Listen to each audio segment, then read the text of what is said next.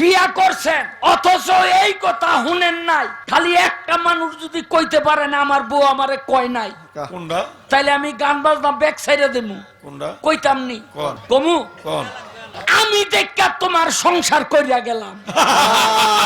সবাই কয় আরে কয় কয় কয় কয় কয় কি আরে কয় কি, আমি তো বিরক্ত হইয়াই হনে এই যে আসর আসরে গাও কোয়া ধরছি। হ্যাঁ ও ভাই, বড় পীর করছে 4 বিয়া, খাজা বাবাই করছে 2 বিয়া।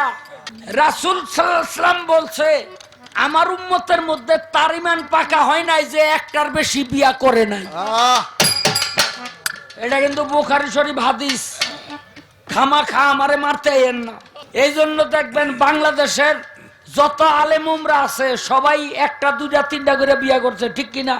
হ্যাঁ, ওনার কথাগুলো নিশ্চয়ই আপনারা শুনতে পারছেন যে বউরা বিয়া করার পর কি বলে স্বামীকে।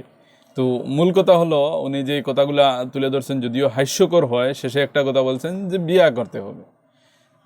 মানে আপনি একটা বিয়া করে যদি আরেকটা রাখার সামর্থ্য থাকে, সেটা ইসলামিক মাসালা হিসাবে আপনি যদি রাখতে পারেন সুন্দর করে, ভাই কি বলবো, ওনার কথা শুনে আমি অনেক সময় হাসছি ভাই। তারপরও অনেক শিক্ষণীয় একটা কথা বলছেন, নবীজি সাল্লাল্লাহু আলাইহি সাল্লামের একটা হাদিস বলছেন। সেই জন্য এই ভিডিওটা আমার কাছে কিছু গুরুত্বপূর্ণ বলে মনে হয়েছে, সেই জন্য আপনাদের কাছে তুলে ধরলাম।